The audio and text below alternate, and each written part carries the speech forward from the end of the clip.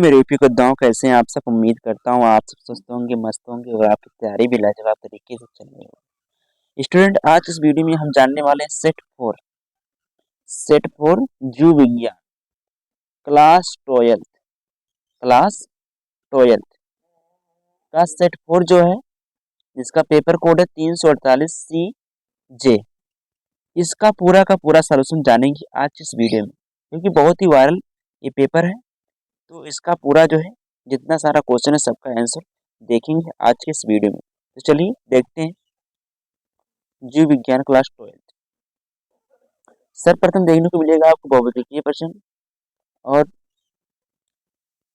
पहला जो हमारा भौतिकीय प्रश्न है, पहला का है बैक्टीरिया द्वारा किण्वित फूले आटे का उभरा हुआ रूप कौन सी गैस बनने के कारण होता है।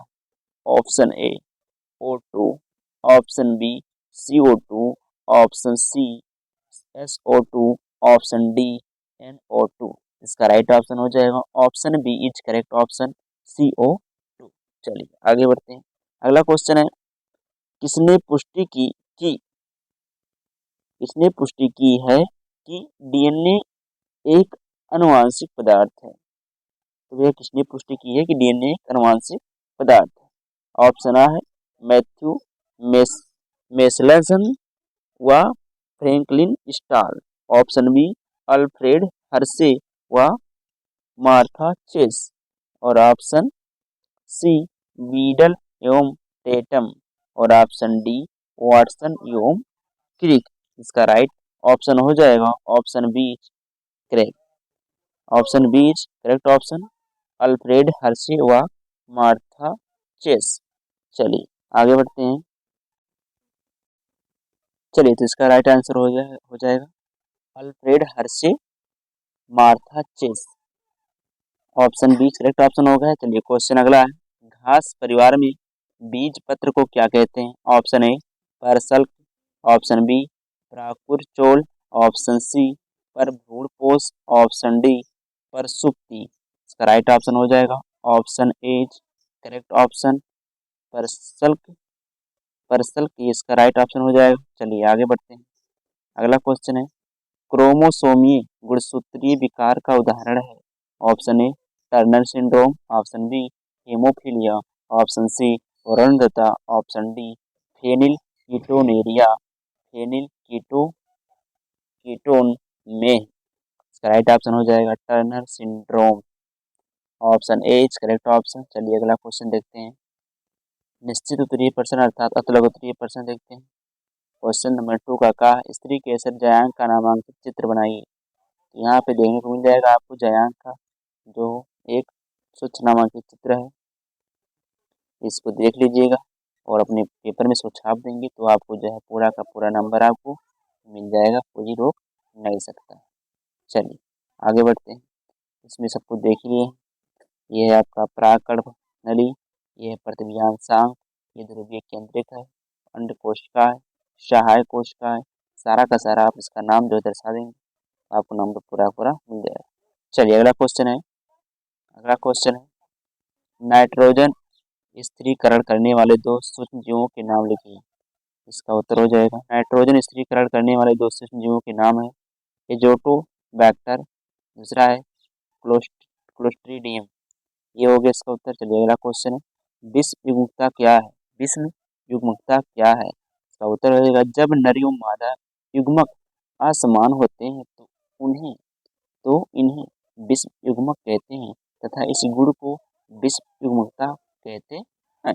चलिए अगला क्वेश्चन है, जेल विद्युत कण संचालन इलेक्ट्रोफोरेसिस क्या है।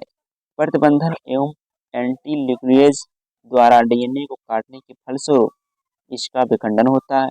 डीएनए को खंडों में पृथक्कृत करने की प्रक्रिया को जेल विद्युत का संचलन कहा जाता है। अगला क्वेश्चन है, एक आनुवंशिकता रूपांतरित पौधे का नाम बताइए। इसका उत्तर हो जाएगा बीटी कपास की प्रगति है जो अतिरिक्त जीनों के द्वारा आनुवंशिकता रूपांतरित किया जाता है। चलिए अब आपका अगला क्वेश्चन आ गया अतुलक प्रश्न। इसमें क्वेश्चन नंबर तीसरा का है, जैव विविधता की क्षति के दो मुख्य कारण क्या है? चलिए इसको देखते हैं।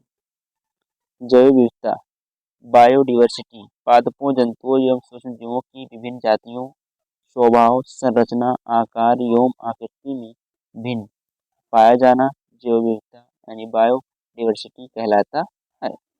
जैव विविधता को सचिव क्षति पहुंचाने वाले कारण हैं आवासीय क्षति तथा विखंडन, अतिदोहन।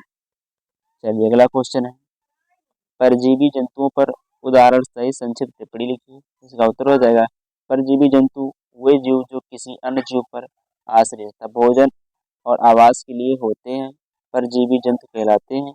परजीवी जीव अपने परपोषी पर कुछ समय था समस्त जीव जीवन यापन करते हैं। इन्हें जैसे जोंक, फीता क्रीम। ये हो गया। चलिए अगला क्वेश्चन है, सूक्ष्म जीवों से प्राप्त होने वाले दो अम्लों के बारे में बताइए। तो सूक्ष्म जीवों का प्रयोग औद्योगिक उत्पाद जैसे लैक्टिक एसिड, एसिटिक एसिड और अल्कोहल उत्पन्न करने में किया जाता है। प्रतिजैविक एंटीबायोटिक जैसे पेनिसिलिन का उत्पादन लाभप्रद सूक्ष्म जीवाणुओं के द्वारा किया जाता है। अगला क्वेश्चन है, परागकण क्या है? इसका नामांकित चित्र बनाइए। परागकण या लघु बीजाणु की संरचना, प्रत्येक परागकण या लघु बीजाणु एवं एक अति सूक्ष्म रचना है जिसका व्यास 0.025 मिलीमीटर से 0.115 मिमी तक होता है। यह एक कोशीय रचना है जिसके चारों ओर द्विस्तरीय बीजाणु युक्त होती है। भीतरी स्तर पतला व लचीला होता है और इसे अंतःचोल कहते हैं। बाह्यचोल विभिन्न रूपों में होता है। यहाँ पे आपको इसका जो है नामांकित चित्र देखने को मिल जाएगा। ठीक है, चलिए आगे बढ़ते हैं। अगला क्वेश्चन है, अनुलेखन इकाई के मुख्य भागों के नाम लिखिए। इसका उत्तर हो जाएगा, अनुलेखन इकाई के 3 भाग होते हैं। पहला है अनुनायक, यह कोडिंग रज्जु के 5 सिरे पर स्थित होते हैं। डीएनए पर निर्भर आरएनए पॉलीमरेज को अनुलेखन क्रिया प्रारंभ करने के लिए प्रेरित करती है। संरचनात्मक, अनुलेखन क्रिया को आगे बढ़ाता है। डीएनए की प्रकृति के समान ही क्रिया होती है परंतु आरएनए में टी के स्थान पर यू आ जाता है। समापक, यह रज्जु के 3 सिरे पर स्थित होता है। अंत में अनुलेखन की क्रिया को बंद करने के लिए पॉलीमरेज को पृथक करता है। चलिए अब आपको देखने मिल जाएगा लघु उत्तरीय प्रश्न। क्वेश्चन नंबर 4 का है, बीज क्या है? किसी एक बीज की संरचना का वर्णन कीजिए। निषेचन के पश्चात अंडाशय ओवरी में अनेकानेक परिवर्तन होते हैं। इन परिवर्तनों के फलस्वरूप भ्रूणकोश, भ्रूण, अंडाशय, बीजांड, ओव्यूल आदि रचनाओं का विकास होता है। इन परिवर्तनों और विकास के बाद परिपक्व बीजांड ओव्यूल बनता है जिसे बीज कहते हैं। आपको यहाँ देखने को चित्र मिल जाएगा। यहाँ पे फल भित्तिका, तो आप देख सकते हैं चित्र को। ऐसे वह नामांकित चित्र बना दीजिएगा तो आपका नंबर जो है कटने वाला नहीं। चलिए अगला क्वेश्चन है, निम्नलिखित पर संक्षिप्त टिप्पणियां लिखिए। सहभोजता, अंतर जातीय परजीवता। चलिए, सहभोजता, दो जीव जातियों में ऐसा सहजीवन जिसमें एक जाति को दूसरी से लाभ हो लेकिन दूसरी को पहले से ना कोई लाभ और ना कोई हानि होती है।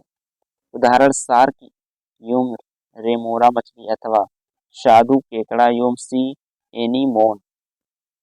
अगला है अंतरजातीय परजीवता, यह एक प्रकार की पारस्परिक क्रिया होती है जिसमें एक जीव को हानि होती है और दूसरे जीव को न तो हानि होती और ना ही लाभ होता है। अगला क्वेश्चन है, मेंडल कौन थे? उनके वंशागत के नियमों के नाम लिखिए। इसका उत्तर हो जाएगा, मेंडल प्रथम आनुवंशिकी विद थे। इन्हें आनुवंशिकी के जनक के रूप में जाना जाता है। इन्होंने वंशागत के मूल नियम बनाकर आनुवंशिकी की नींव डाली। मेंडल के वंशागत के नियम, प्रभाविता का नियम, पृथक्करण का नियम, स्वतंत्र अपव्यूहन का नियम। अगला क्वेश्चन है, सहज प्रतिरक्षा से आप क्या समझते हैं? सहज प्रतिरक्षा में कितने प्रकार के रोध होते हैं? सहज प्रतिरक्षा यह प्राकृतिक और जन्मजात होती है। यह किसी रोग विशेष से शरीर की सुरक्षा नहीं होती। यह सभी प्रकार के रोगों का सामना करने की क्षमता होती है और सभी रोगों के लिए समान होती है। भौतिक अवरोध या शारीरिक मार्ग अवरोध, कार्यकी मार्ग अवरोधक, कोशिकीय अवरोध, साइटोकाइनिन अवरोध। अगला क्वेश्चन है, क्वेश्चन नंबर 5 का क्या है, न्यूक्लियोसोम का सचित्र वर्णन कीजिए।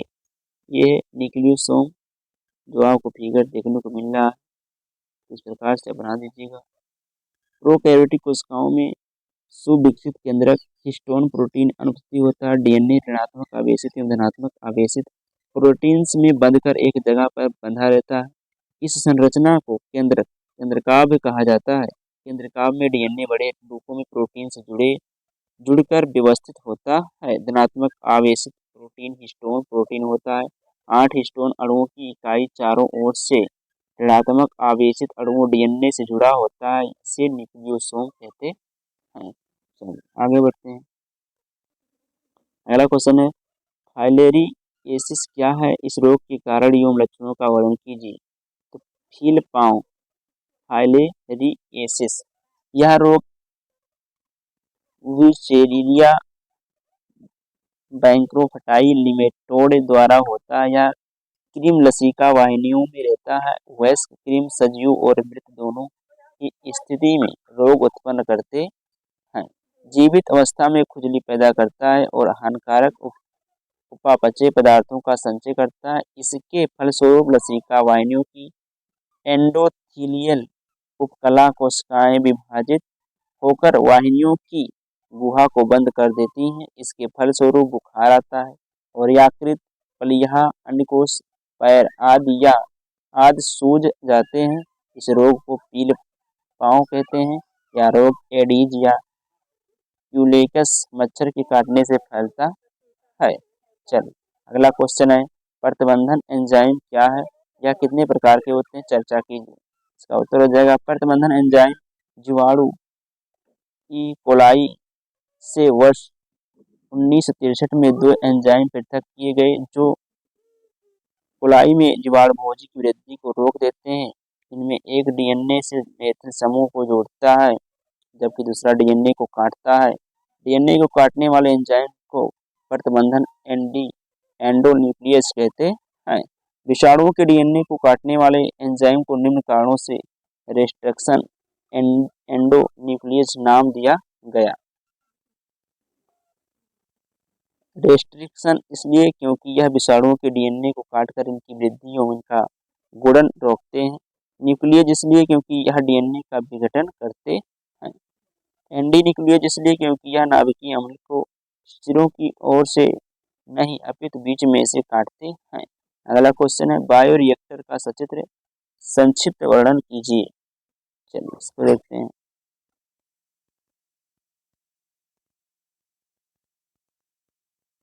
बायोरिएक्टर, यह एक स्टेनलेस स्टील से बना बड़ा बर्तन के समान है जिसमें सूक्ष्म जीवों, पौधों, जंतुओं व मानव कोशिकाओं का उपयोग करते हुए कच्चे माल को जैव रूप से विशिष्ट उत्पाद बेस्टी एंजाइम आदि में परिवर्तित किया जाता है। बायोरिएक्टर वांछित उत्पाद पाने के लिए अनुकूलतम परिस्थितियां उपलब्ध कराता है जैसे तापमान, पीएच, क्रियाधार लवण, विटामिन, ऑक्सीजन आदि। सर्वाधिक प्रयोग में लाया जाने वाला बायोरिएक्टर बिलोडन स्टीयरिंग प्रकार का है। तो इसका चित्र देखने को मिल जाएगा आपको। तो चित्र जो है आपको यहाँ से देख करके छाप सकते हैं। ये चित्र है। चलिए आगे बढ़ते हैं। ये सामान्यतः बेलनाकार होते हैं। इनकी आधार घुमावदार होने से रिएक्टर के अंदर अंतर्वस्तु के मिश्रण में सहायता मिलती है। बिलोडक बायोरिएक्टर में ऑक्सीजन उपलब्धता व उसके मिश्रण का काम करते हैं। स्पाजर्ड स्टर्ड टैंक बायोरिएक्टर में हवा बुलबुले के रूप में भेजी जा सकती है। रिएक्टर में एक प्रक्षोभक तंत्र, ऑक्सीजन प्रदाय तंत्र, झाग नियंत्रण तंत्र, पीएच नियंत्रण तंत्र व परचयन प्रद्वार लगा होता है जिससे संवर्धन की थोड़ी मात्रा समय समय पर निकाली जा सकती है। क्वेश्चन नंबर 6 है, परागकोश के अनुप्रस्थ काट का नामांकित चित्र बनाइए। तो यहाँ पे आपको देखने को मिल जाएगा चित्र जो है इसका, देखिए ये चित्र है पराग कोश के अनुप्रस्थ काट का। तो आपको भी देख सकते हैं सारा का सारा नाम दर्शाया भी गया है। इस प्रकार से अपने बोर्ड एग्जाम में छाप देंगे तो वहां से आपको पूरा पूरा नंबर मिल जाएगा। चलिए आगे बढ़ते हैं। अगला क्वेश्चन है थैलेसीमिया रोग पर एक संक्षिप्त टिप्पणी लिखिए। थैलेसीमिया एक वंशानुगत यानी माता से जीन के माध्यम से बच्चों में पारित रक्त विकार है जो तब होता है जब शरीर हीमोग्लोबिन नामक प्रोटीन जो लाल रक्त कोशिकाओं का एक महत्वपूर्ण हिस्सा है पर्याप्त मात्रा में नहीं बनाता है। जब पर्याप्त हीमोग्लोबिन नहीं होता है तो शरीर की लाल रक्त कोशिकाएं ठीक से काम नहीं करती हैं और वे कम समय तक टिकती हैं, इसलिए रक्त प्रवाह में कम स्वस्थ लाल रक्त कोशिकाएं प्रवाहित होती हैं। लाल रक्त कोशिकाएं शरीर की सभी कोशिकाओं तक ऑक्सीजन पहुंचाती हैं। ऑक्सीजन एक प्रकार का भोजन है जिसका उपयोग कोशिकाएं कोशिकाएं कार्य करने के लिए करती हैं। जब पर्याप्त स्वस्थ लाल रक्त कोशिकाएं नहीं होती हैं तो शरीर की अन्य सभी कोशिकाओं तक पर्याप्त ऑक्सीजन नहीं पहुंचती है, जिससे व्यक्ति को थकान, कमजोरी या सांस लेने में तकलीफ महसूस हो सकती है। यह एनीमिया नामक स्थिति है। थैलेसीमिया से पीड़ित लोगों में हल्का या गंभीर एनीमिया हो सकता है। गंभीर एनीमिया अंगों को नुकसान पहुंचा सकता है और मृत्यु का कारण बन सकता है। अगला क्वेश्चन है किण्वित पेय पदार्थ क्या है, इसका उदाहरणों सहित वर्णन कीजिए। किण्वित पेय पदार्थ वे पेय पदार्थ जो सूक्ष्म जीवों ईस्ट द्वारा किण्वन क्रिया से प्राप्त होते हैं किण्वित पेय पदार्थ कहलाता है। जैसे वाइन, बियर आदि अल्कोहलीय पेय ईस्ट कोशिकाओं द्वारा तैयार किए जाते हैं। अंगूर के रस के सैकेरोमाइसीज सेरेविजी तथा सैकेरोमाइसीज एलिपिसोइडियस द्वारा किण्वन से वाइन बनती है। माल्ट या जौ के रस से बियर तैयार की जाती है। न्यूटाइल एल्कोहल तथा एसीटोन आदि बैक्टीरिया द्वारा किण्वन से निर्मित होते हैं। अगला क्वेश्चन है स्तन ग्रंथ के आरेखीय काट का नामांकित चित्र बनाइए। तो यहाँ पे आपको चित्र देखने को मिल जाएगा और इसका जो नामांकित चित्र नाम भी है देखने को मिल जाएगा, तो यहाँ से आप इस तरह छाप दीजिएगा। चलिए अगला क्वेश्चन जो आपका आ जाता है दीर्घ उत्तरीय प्रश्न। क्वेश्चन नंबर 7 है प्रतिरक्षा किसे कहते हैं, प्रतिरक्षा कितने प्रकार की होती है, विस्तार से समझाइए। प्रतिरक्षा जिसको अंग्रेजी में बोलते हैं इम्यूनिटी, शरीर में सभी प्रकार के रोगजनकों और उनके विषैले पदार्थों के दुष्प्रभाव का प्रतिरोध करके समस्थैतिकता यानी होमोसिस्टिसिस बनाए रखने की क्षमता होती है। इसे शरीर की प्रतिरक्षा या प्रतिरोधक क्षमता कहते हैं। आइए देखते हैं विशिष्ट प्रतिरक्षा के प्रकार, टाइप्स ऑफ स्पेसिफिक इम्यूनिटी। विशिष्ट उपार्जित प्रतिरक्षा की पुनः 2 प्रकार में विभेदित कर सकते हैं। पहला सक्रिय उपार्जित प्रतिरक्षा, एक्टिव एक्वायर्ड इम्यूनिटी। जब किसी जीव की अपनी कोशिकाएं प्रतिरक्षा उत्पन्न करती हैं तो यह सक्रिय प्रतिरक्षा कहलाती है। यह तब विकसित होती है जब व्यक्ति रोग से ग्रसित हो या रोग के लिए टीके लेता हो। अगला है प्राकृतिक सक्रिय उपार्जित प्रतिरक्षा। इसमें व्यक्ति का प्रतिरक्षा तंत्र सक्रिय रूप से सम्मिलित होता है जो प्रतिरक्षी कोशिकाओं या प्रतिरक्षण सक्रिय कोशिकाओं का उत्पादन करता है। अगला है कृत्रिम सक्रिय उपार्जित प्रतिरक्षा। सक्रिय प्रतिरोधक क्षमता के निर्माण के लिए विभिन्न रोगाणुओं द्वारा प्रतिजनों का निर्माण व्यापारिक रूप से किया जाता है जो निम्नलिखित है। टीका, यह विभिन्न जीवाणुओं या विषाणुओं से प्राप्त किए जाते हैं जो सक्रिय और निष्क्रिय रोगाणुओं के लिए टीका बनाने में प्रयुक्त किए जाते हैं। जीवाणु टीका इसे अक्रिय जीवाणु कोशिका से प्राप्त किया जाता है। जीवाणु विषाणु, यह विषाणु का विष होता है, इसे भी अक्रिय जीवाणु कोशिकाओं से प्राप्त किया जाता है। विषाणु टीका, विषाणुओं के शरीर के विभिन्न भागों से इस प्रकार के अनेक टीके तैयार किए जाते हैं जैसे पोलियो, चेचक आदि के टीके। निष्क्रिय उपार्जित प्रतिरक्षा, ये भी 2 प्रकार की होती है। प्राकृतिक अक्रिय उपार्जित प्रतिरक्षा, इस प्रतिरक्षा को जन्मजात उपार्जित अक्रिय प्रतिरक्षा भी कहते हैं क्योंकि भ्रूण में माता के रुधिर से बनी हुई प्रतिरक्षा माता प्रतिरक्षी भ्रूणीय परिवहन के द्वारा प्रवेश कर जाती है एवं जन्म के पश्चात 3 से 6 माह तक जीवित रहती है।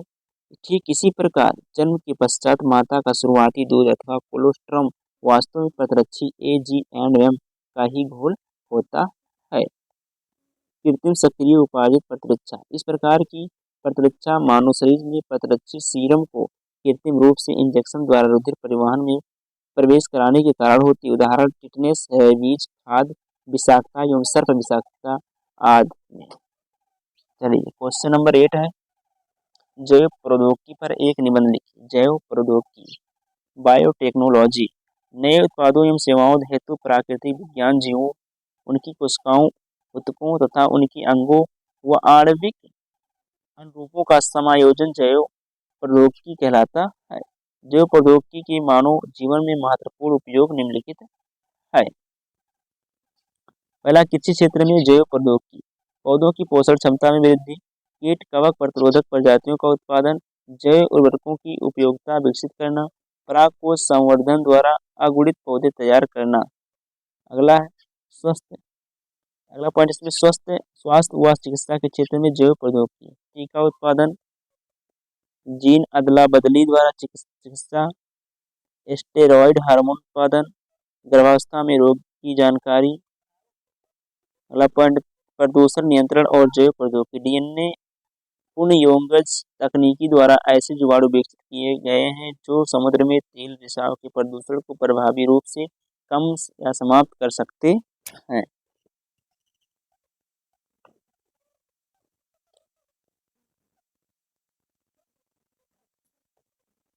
जो उद्योगों के क्षेत्र में जैव प्रौद्योगिकी, जेनेटिक इंजीनियरिंग द्वारा अधिक उत्पादन व उच्च गुणवत्ता देने वाले ऐसे सूक्ष्मजीव विकसित किए गए हैं जो एंटीबायोटिक, एंजाइम, कार्बनिक अम्ल, एल्कोहल आदि के व्यावसायिक उत्पादन में प्रयोग होते हैं। अगला पॉइंट है फोरेंसिक साइंस में जैव प्रौद्योगिकी, PCR जेनेटिक इंजीनियरिंग के प्रयोग ने आपराधिक समस्याओं का निदान सुझाया है। औद्योगिक क्षेत्र में जैव प्रौद्योगिकी के अनुप्रयोग, DNA पुनर्यौगज तकनीकी का प्रयोग, स्ट्रेप्टोकोकस जीवाणु से ऐसे विभेद विकसित किए गए हैं जो क्लॉट बस्टर के रूप में कार्य करने वाले एंजाइम स्ट्रेप्टोकाइनेज का उत्पादन करते हैं। इसी प्रकार लाइपेज, पेक्टिनेज व प्रोटीएज एंजाइम प्राप्त करने हेतु सूक्ष्म जीव विभेदों में आनुवंशिक उलटफेर किया गया है। डेयरी उद्योग, फार्मास्यूटिकल्स, कॉस्मेटिक उद्योग में भी इन तकनीकों की सहायता ली गई है। पुनर्योगज DNA तकनीकी के द्वारा विभिन्न प्रकार के सूक्ष्मजीवों में आनुवंशिक परिवर्तन करके इनका उपयोग विभिन्न पदार्थों के औद्योगिक निर्माण में किया जाता है। मेथेनॉल, एसीटोन, ग्लिसरॉल, सिट्रिक अम्ल, लैक्टिक अम्ल आदि रसायनों का औद्योगिक निर्माण इस तकनीकी के द्वारा संभव हो सका है। तो ये था आज का जो है viral paper class 12th biology का, जो मैंने हूबहू उसका जो सारा का सारा क्वेश्चन का आंसर करा दिया हूँ, सारा का सारा सलूशन आपको इस वीडियो में बता दिया हूँ। तो आई होप आप सबको वीडियो पसंद आया होगा। तो इस वीडियो को लाइक शेयर सब्सक्राइब कर हमें सपोर्ट जरूर करें ताकि ऐसे वीडियो आप लोगों के बीच में बनाकर लाता रहूँ। तो आज के लिए इतना ही, मिलते हैं नेक्स्ट वीडियो में, तब तक के लिए पढ़ते रहिए, मस्त रहिए। जय हिंद, जय भारत।